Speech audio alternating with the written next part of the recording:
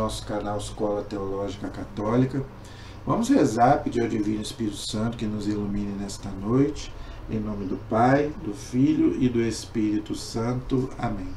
Vinde, Espírito Santo, enchei os corações dos vossos fiéis, acendei neles o fogo do vosso amor. Enviai, Senhor, o teu Santo Espírito, e tudo será criado, e renovareis a face da terra. Oremos.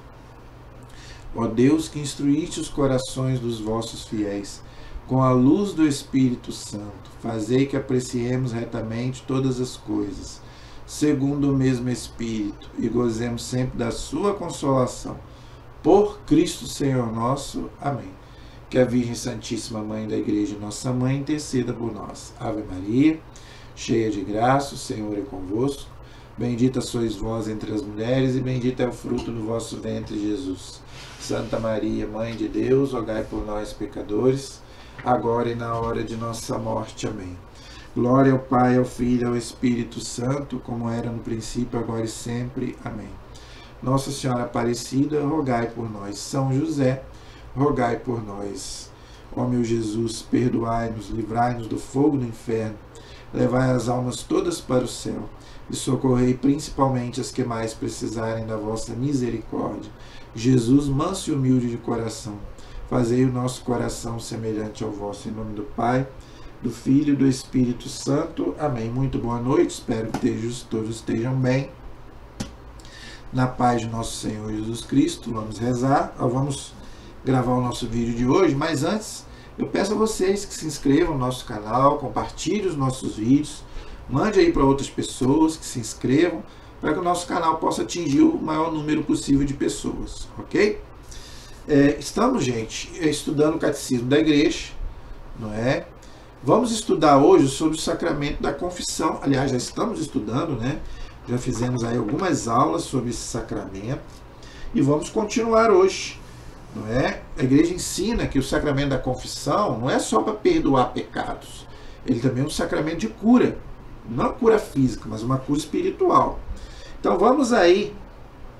Abra o catecismo aí. No parágrafo, nós paramos no parágrafo 1433. Foi o último que nós paramos. Hoje nós vamos para o 1434. O título é As múltiplas formas da penitência na vida cristã.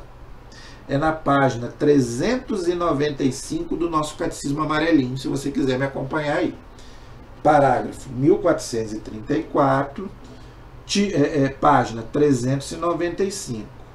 Título: As múltiplas formas da penitência na vida cristã. Então, eu já falei na aula passada que a igreja valoriza muito a penitência. É uma palavra que o mundo não gosta. Não é? Penitência é uma coisa que o mundo não gosta. Fazer penitência, né? Fazer jejum, fazer mortificação, ninguém quer saber disso. Nós queremos o bem bom. Nós não queremos esforço. Não é? Eu quero viver de qualquer jeito. Né? Eu quero a prosperidade, eu não quero sentir nada, eu não quero ter problema nenhum. Por isso que muita gente larga a igreja católica e vai para essas seitas aí. Não é? Mas Jesus não prometeu isso para ninguém. Jesus falou, né? Fazei penitência, o reino de Deus está próximo. Jesus mandou jejuar, Jesus mandou orar, Jesus mandou fazer vários tipos de penitência. São João Batista, que preparou os caminhos de Jesus, convertei-vos e crede no Evangelho. Converter quer dizer o quê? Mudar de vida, fazer penitência, o reino de Deus está próximo. Então, gente, se você falar em penitência hoje aí na internet, na mídia, vão rir de você. Ninguém quer saber mais disso. Na Idade Média, por que as pessoas criticam tanto a Idade Média? As pessoas faziam duras penitências. Claro que a igreja não quer que a gente também exagere. Como eu já falei, que antigamente, né, se botava aquele silício para fazer penitência, que até sangrava. A igreja hoje não quer que faça isso. Mas também não é 8 e nem 80, nem seja muito relaxado, mas também não precisa exagerar. Então você tem que ter um limite. Mas a igreja valoriza muito a penitência. Ok? E antigamente as penitências eram muito mais pesadas do que hoje. A própria penitência que os padres dão na confissão, hoje são uma maravilha.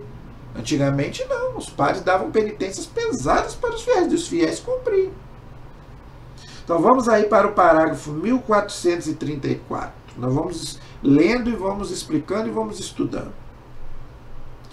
A penitência interior do cristão pode ter expressões bem variadas. Então, nós temos as penitências exteriores, o jejum, a esmola, e também nós temos as penitências interiores, não é? Que nós também podemos fazer.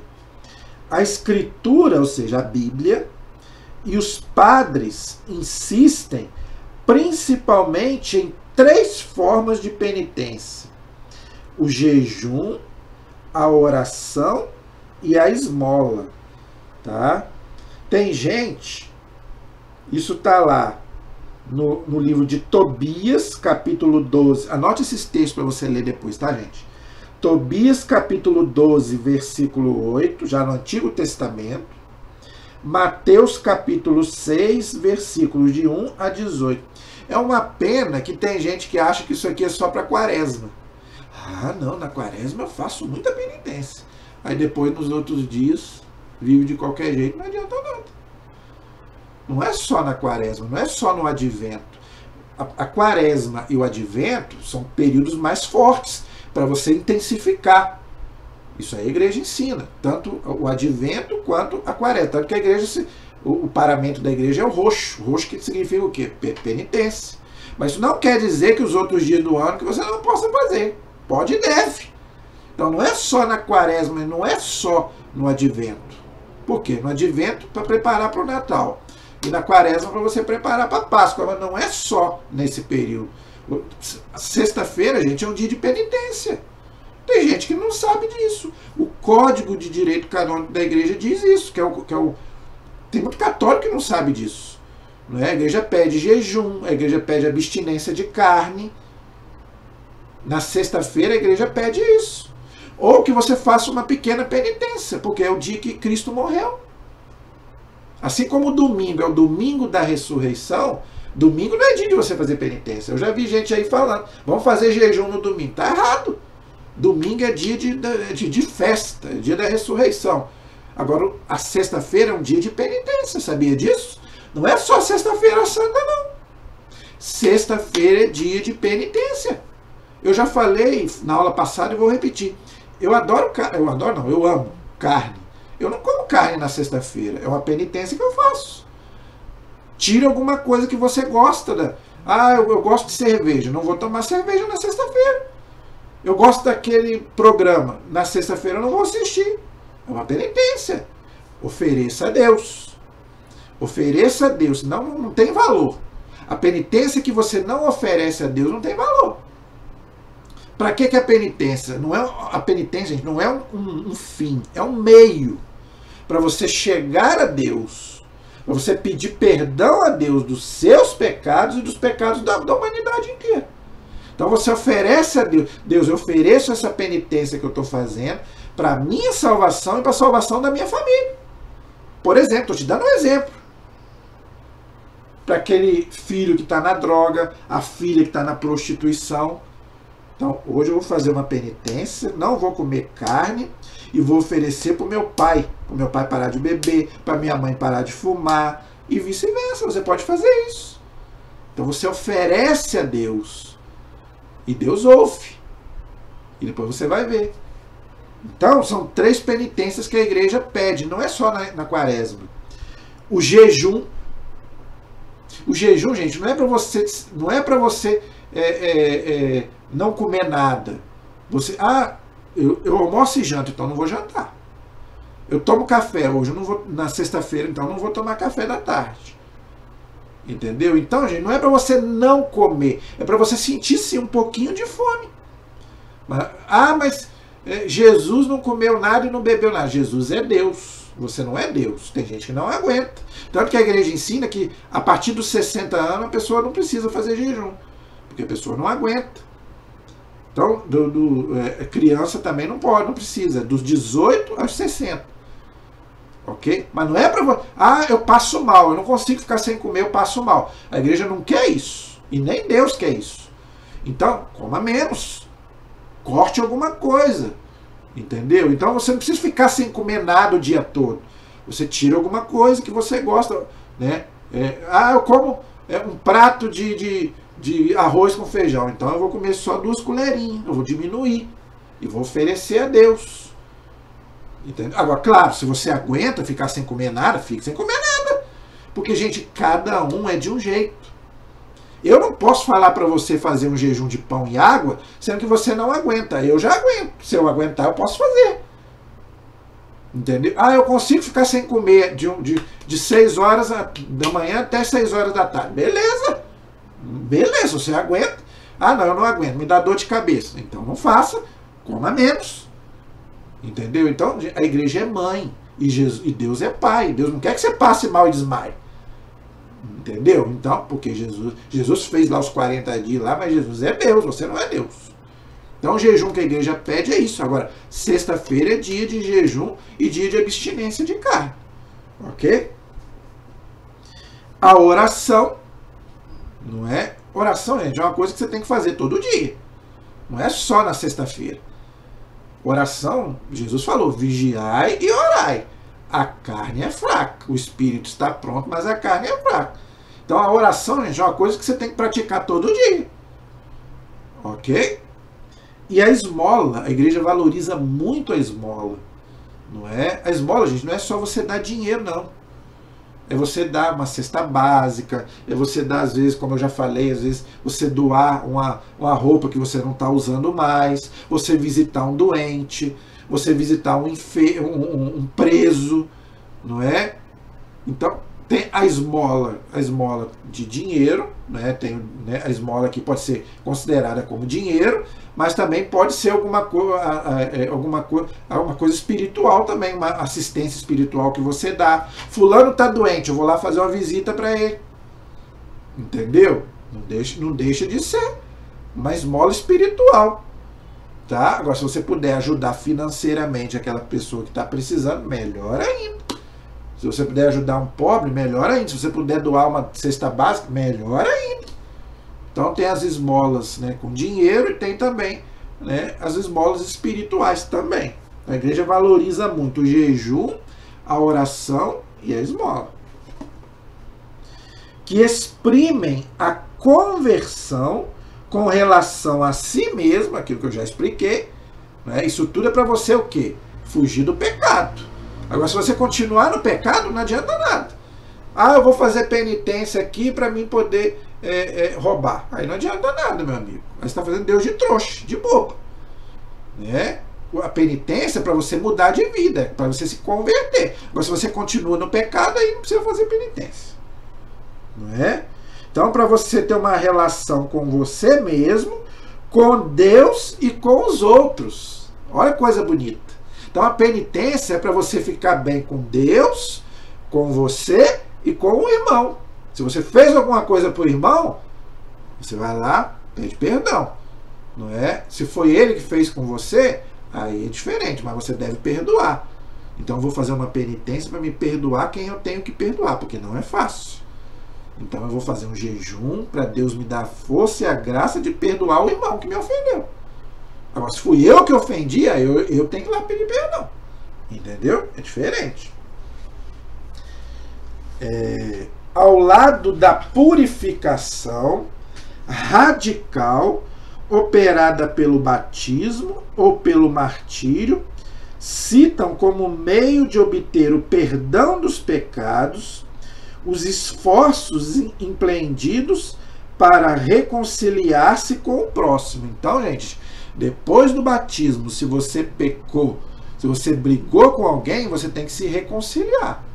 Por isso que existe o sacramento da confissão. É o que eu já falei aqui em outras aulas. Para você comungar, se você tiver brigado com alguém, você tem que se confessar primeiro, você tem que se reconciliar com essa pessoa primeiro. Tá? Porque aí você precisa se purificar. Isso é uma palavra que a igreja gosta muito. Tem outra palavra que muita gente não gosta. Nós temos que nos purificar, gente. Se a gente não se purificar aqui, nós vamos purificar depois da morte no purgatório. É o que a igreja chama de... O que é purgar? Purgar quer dizer limpar. Então, se eu não me purificar aqui, eu tenho que me purificar após a morte. Por isso que existe o purgatório, que a igreja ensina. Tá? As lágrimas de penitência, a preocupação com a salvação do próximo. Isso está lá em Tiago, capítulo 5, versículo 20. A intercessão dos santos e a prática da caridade, ou seja, do amor, que cobre uma multidão de pecados. Está lá em 1 Pedro, capítulo 4, versículo 8. Então, gente, primeira coisa aqui, tá? As lágrimas de penitência, ou seja, eu tenho que estar arrependido. Se eu fiz alguma coisa errada contra Deus ou contra o meu próximo, eu tenho que me arrepender. Então, essas lágrimas de penitência que o catecismo está dizendo é o arrependimento. Se eu não me arrependo, aí eu não posso nem me confessar e muito menos comungar. Se eu não estou arrependido, isso pode gerar, né, o que a Bíblia chama de pecado contra o Espírito Santo. Não é? Então, isso é uma coisa que nós temos que rejeitar. Né? Primeira coisa, quando a gente fizer uma coisa errada, é se arrepender. Porque a gente não sabe o dia de amanhã. Não é? A preocupação com a salvação do próximo. Olha aí. Então, gente, não seja um egoísta. Eu venho falando sobre isso aqui. Nós não podemos querer só para a gente. Claro que a salvação é individual, mas eu não posso querer só para mim. É o que eu falei aqui. Eu vou fazer penitência para mim, mas eu também vou fazer penitência também para a conversão do outro, do meu marido, da minha esposa, do meu filho, da minha mãe, do meu pai. Isso chama-se, gente, oração de intercessão, que eu já falei aqui várias vezes. Então, para isso, você pode fazer penitência. Alguém da minha família está desviado. Então, eu vou fazer uma penitência para a conversão do fulano da minha família. Entendeu, gente? Então, eu não posso querer só para mim. Não, nós somos irmãos em Cristo, nós somos irmãos em Cristo pelo batismo. Ok? Então nós temos que rezar pela salvação de todos. Não é só da minha salvação. Eu tenho que buscar que todos se salvem. Tá?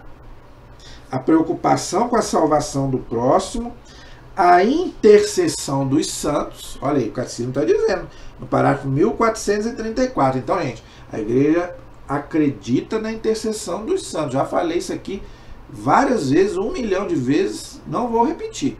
Não importa se pessoas de outras religiões dizem que é mentira, que é idolatria.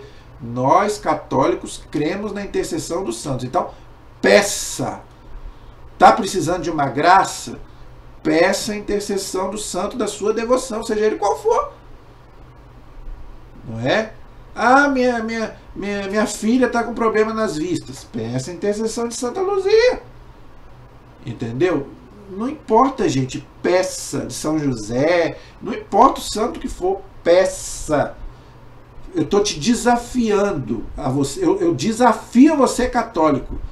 Peça a intercessão de um santo. Você vai obter a graça. Estou falando porque eu já consegui. Já consegui várias graças por intercessão dos santos. Entendeu? Então eu não falaria para você se eu não tivesse experimentado. Ok? Se a igreja ensina, faça. E a prática da caridade, ou seja, do amor, não é filantropia. Caridade é uma coisa, filantropia é outra. Caridade eu vou fazer porque o irmão, aquele ali é meu irmão em Cristo.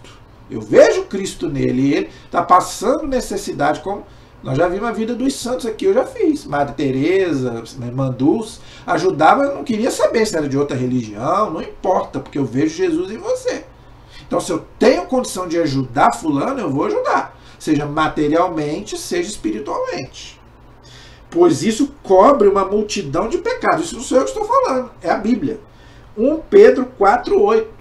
A caridade que você faz para o irmão cobre uma multidão de pecados. Olha aí, não sou eu que estou dizendo, é a palavra de Deus. Então, gente, por isso que a salvação não é só pela fé. A salvação é pelas obras. Por isso que a Igreja Católica não aceita o que Lutero falava. Não é? A salvação é só pela fé, sem as obras. Não, aqui. A caridade cobre uma multidão de pecados. A caridade que você faz para o outro tira muitos pecados seus. Então isso é obra. Isso não é só fé. Claro, quem faz isso é porque tem fé. Mas não é a fé sozinha, a fé com as obras. É o que São Tiago diz lá. Por isso que São Tiago é que está certo, não é o Lutero. A fé sem obras é morta. Ok? Então tem que ter as duas, a fé e as obras. Não é só a fé. Então está errado o que Lutero falava. A fé e as obras. Ok? Esse é o parágrafo 1434. 1435 diz assim: a conversão, ou seja, a mudança de vida, se realiza na vida cotidiana. Então é um processo, não é? Por isso que a gente tem que rezar todo dia, fazer penitência, se possível, todo dia. Porque, gente, nós somos fracos, nós somos pecadores. Por meio de gestos de reconciliação, do cuidado com os pobres, do exercício e da defesa da justiça e do direito. Amós capítulo 5, versículo 24, Isaías capítulo 1, versículo 17. Veja, gente, eu não estou falando de teologia da libertação. O catecismo não está falando disso. Quando ele cita os pobres aqui, ele não está falando de teologia da libertação, que só vê o social, não é? E deixa Deus de lado. Não, não é nada disso. E outra, a igreja é a instituição que mais faz para os pobres. Mas você tem que levar Deus também para ele. Não é só o pão material. Não é só. Nem só de pão vive o homem, mas de toda palavra que procede da boca de Deus. Você tem que levar o pão material? Tem que levar, mas também você tem que levar Deus para ele. Não é só o social. Tá? Então, o catecismo não está falando de teologia da libertação. A igreja está falando de quê? De assistência espiritual. Aí sim, você ajudando também na sua possibilidade. Então, os dois juntos. Assistência espiritual e assistência material. Ok? Por meio de gestos de reconciliação. Reconciliação com Deus e com os irmãos, que eu já falei. Do exercício e da defesa da justiça e do direito. Olha aí, tá vendo, gente? Deus é misericórdia. Deus é misericórdia infinita, mas Deus é justo. Então, gente, isso aqui vale para o campo da religião e isso aqui vale para o campo da política também. Então, gente, toda justiça será feita. Não pense você que Deus está dormindo, porque Deus não está dormindo. Agora, você também tem que fazer sua parte. Você pede justiça para o candidato tal, mas você também é corrupto como ele. Você fala do padre, mas você também faz as mesmas coisas que ele. Então, antes de apontar o dedo para o fulano, para o ciclano e para o betano, será que você faz? Você faz alguma coisa para o reino de Deus crescer e aparecer? Já reparou que a maioria das pessoas que falam do outro é pior do que o outro? Então, cuidado, por isso que Jesus falou, não julgue. Não julgue para que não sejais julgados, mas faça a sua parte. Não é? Então, se você quer justiça, seja um homem justo. Se você quer direito, seja um homem direito. Por isso que Dom Bosco dizia, seja um bom cristão e honesto cidadão.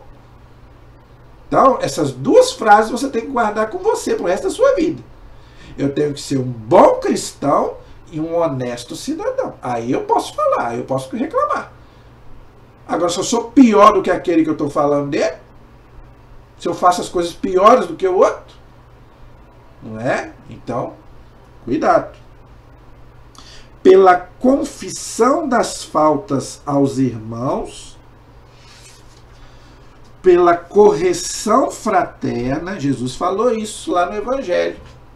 Se você tem que corrigir alguém, pode corrigir, mas fraternamente, não é esculachando a pessoa. A pessoa já errou, já está mal, já está no pecado, você vai esculachar mais ela ainda?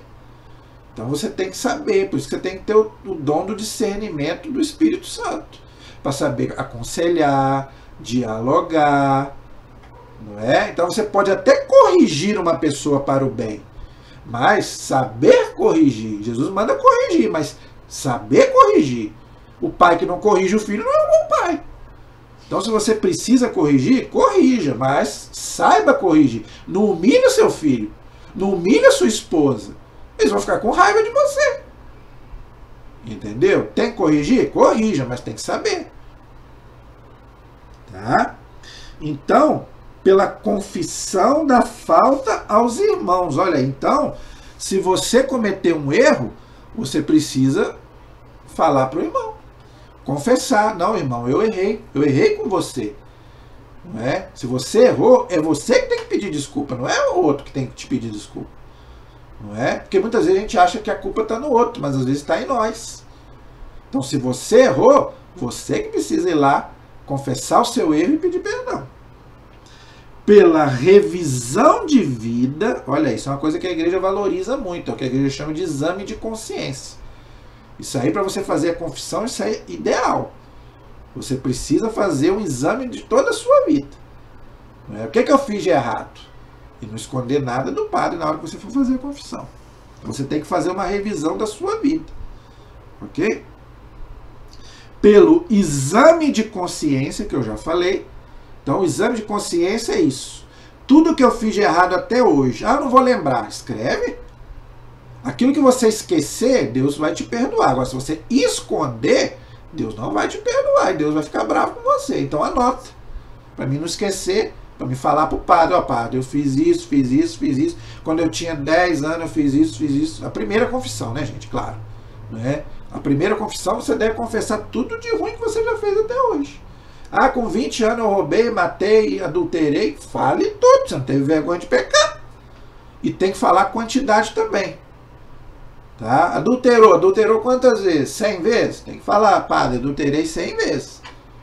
Entendeu? Porque de Deus a gente não esconde. Porque uma coisa é você adulterar uma vez, outra coisa é você adulterar 100. Não é? Então, um exame de consciência pela direção espiritual. Então, você também pode fazer uma direção espiritual também. Depois que você fizer a confissão, tá? Você pode também ter um diretor espiritual, um padre. Não precisa ser um padre, mas é bom que seja um padre. Aqui na Matriz, o padre Luiz Felipe, além de atender confissão, ele dá direção espiritual. Eu já fui nele. Muito bom. Toda terça-feira. Tá? Então você tem que ter também um diretor espiritual. Aí já não é confissão. Gente, uma coisa é confissão, outra coisa é direção espiritual. Confissão é para você contar pecado. Não é para você contar a sua vida. Agora, na direção espiritual, aí você pode falar da sua vida, o que você está passando, o que você já passou, como se fosse um psicólogo, um psiquiatra. O padre também, gente, estuda um pouquinho de filosofia também. Ele é um pouco psicólogo e um pouco psiquiatra. Aí é direção espiritual. Então, diz, entenda.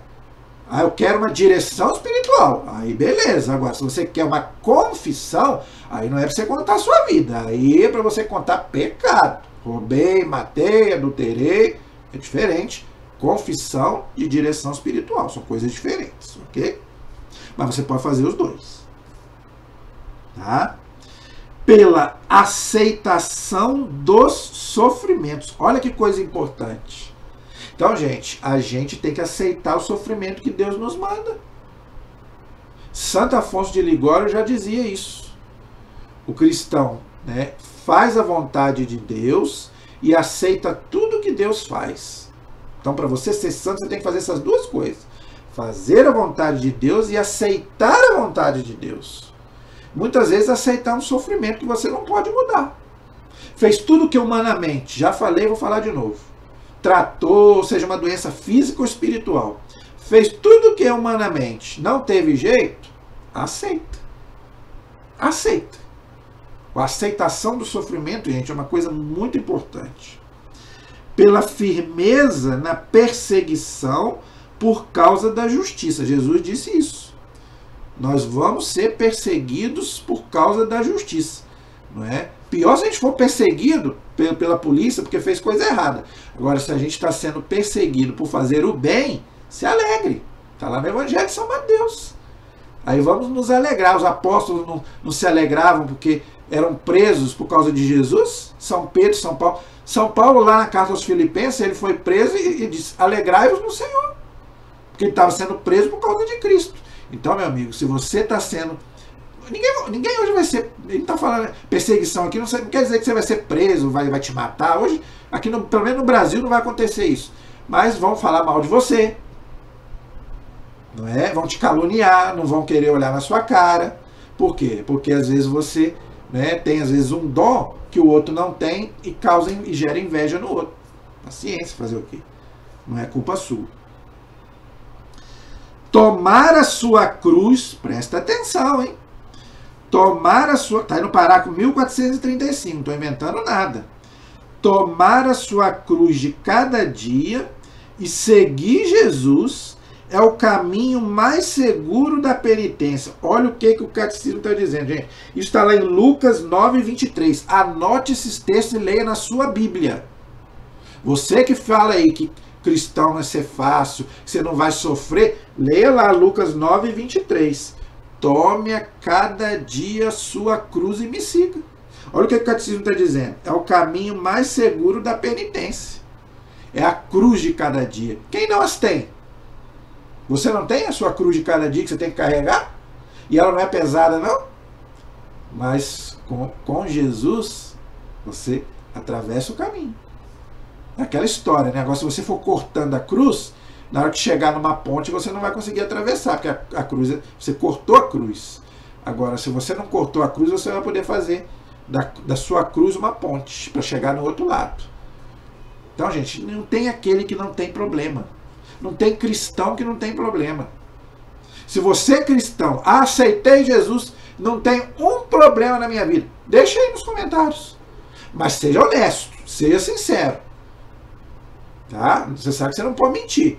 Se você é cristão, se você não tem um problema na sua vida, deixa nos comentários. Aonde que Jesus prometeu isso? Que você não vai ter problema. Seguir Jesus é fácil. Eu não vejo isso na Sagrada Escritura, não. E tem gente falando isso aí. Que seguir Jesus é fácil, que você não vai ter sofrimento. Né? Eu não vejo isso, não. Então aqui está dizendo. A maior penitência é a cruz de cada dia. Quem não as tem? Mas com Jesus a gente vence. Se ele venceu a dele, sendo inocente, nós sendo pecadores, nós também vamos carregar a nossa cruz até o fim, mas nós vamos vencer. Por quê? Porque Cristo está conosco. Se Cristo está conosco, nós não temos que temer nada. Entendeu? Mas que tem a cruz de cada dia, tem. Agora, o 1436. Eucaristia e penitência. Então, os dois sacramentos estão unidos. Eucaristia e confissão. Sem um, né? Sem confissão, você não recebe a Eucaristia, ok? Então, se o pecado é grave, se você cometer um pecado mortal, para você comungar, você precisa confessar primeiro, tá? A conversão e a penitência cotidiana encontram a sua fonte e seu alimento na Eucaristia. Sobre a Eucaristia, gente, não vou falar que nós já gastamos aí várias aulas sobre a Eucaristia, né? É o próprio Jesus, não é? Pois nela se torna presente o sacrifício de Cristo, que nós já falamos, que nos reconciliou com Deus.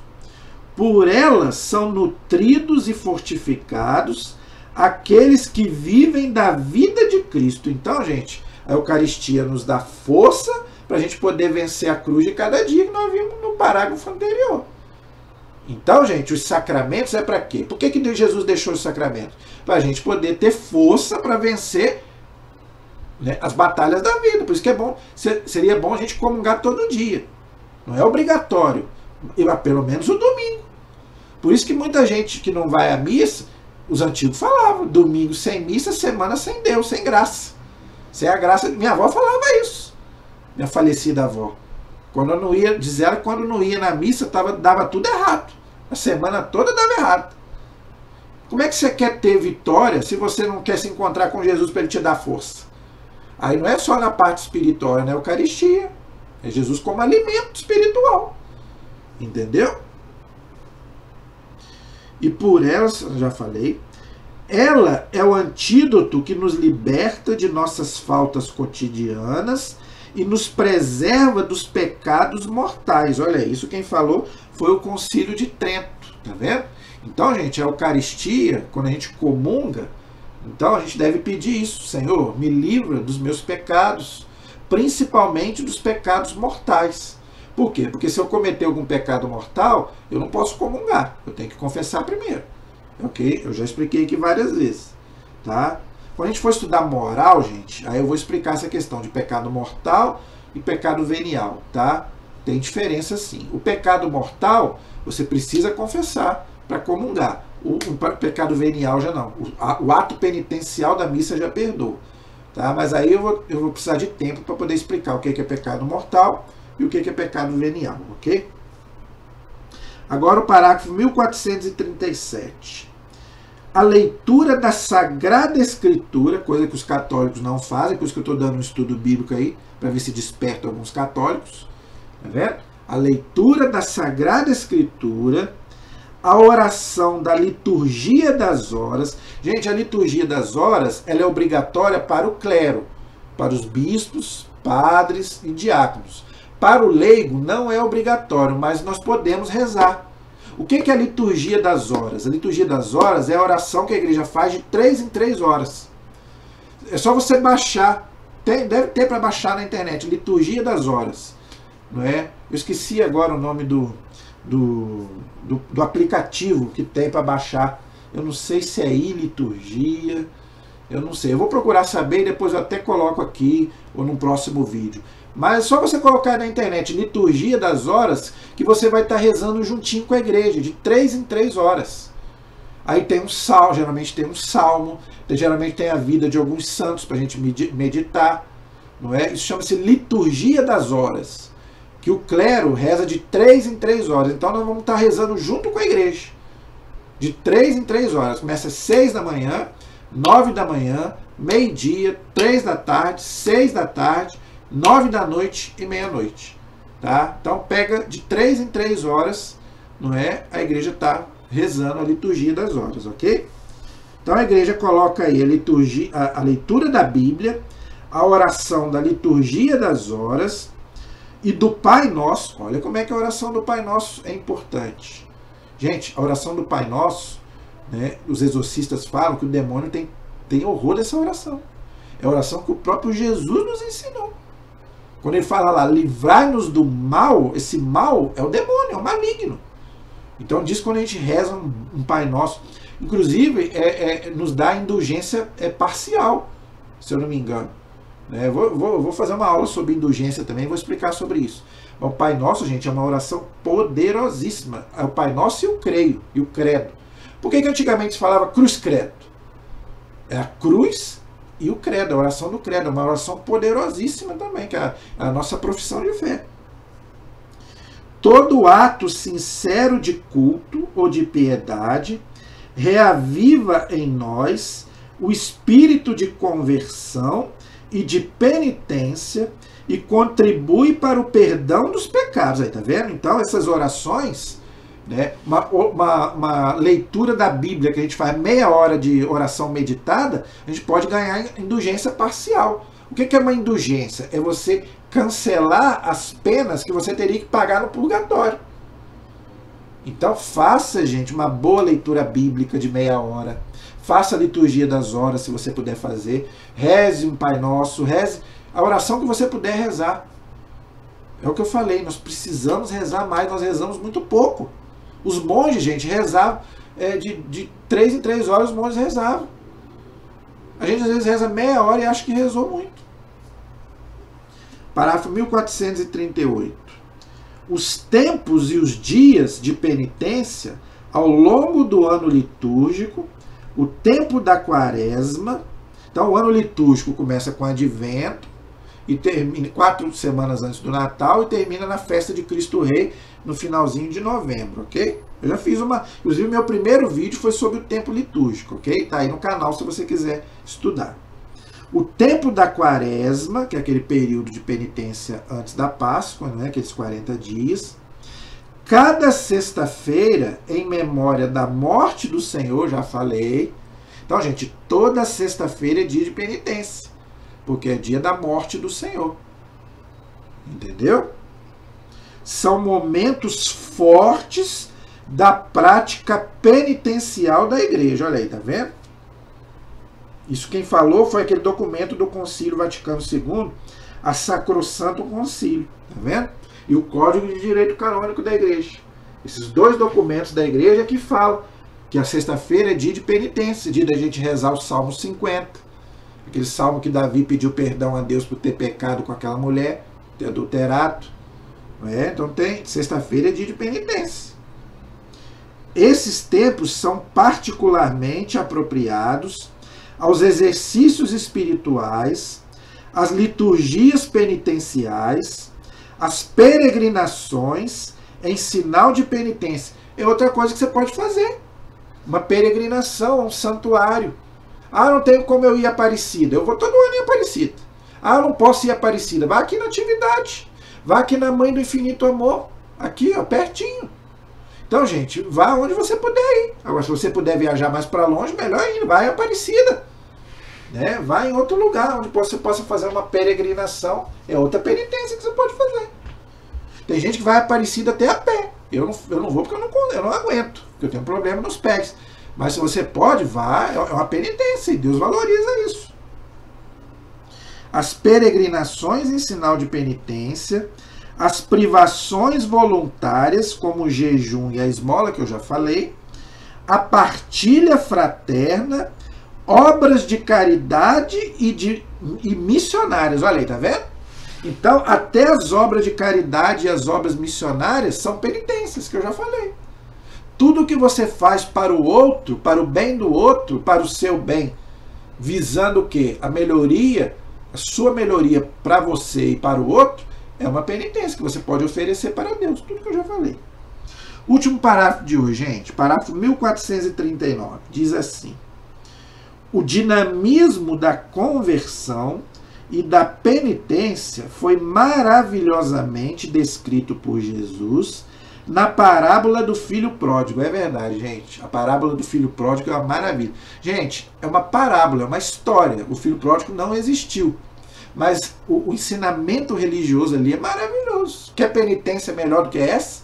Um filho que pediu a herança do pai, aquele pai é Deus, que o filho pediu a herança do pai, o pai estava vivo. A gente pede herança quando o pai já morreu.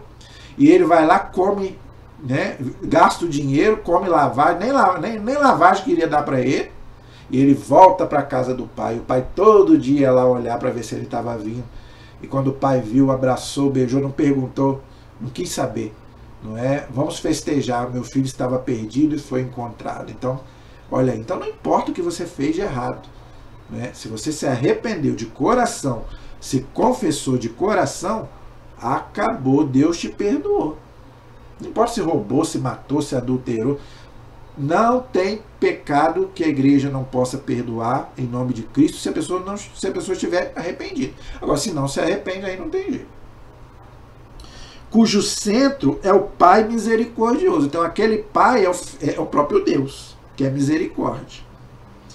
O fascínio de uma liberdade ilusória do filho, que pediu a herança para gastar, é os bens, né, o dinheiro, é o prazer, é o ter, que muita gente troca hoje, até dá a alma para o diabo por causa disso, nós sabemos disso.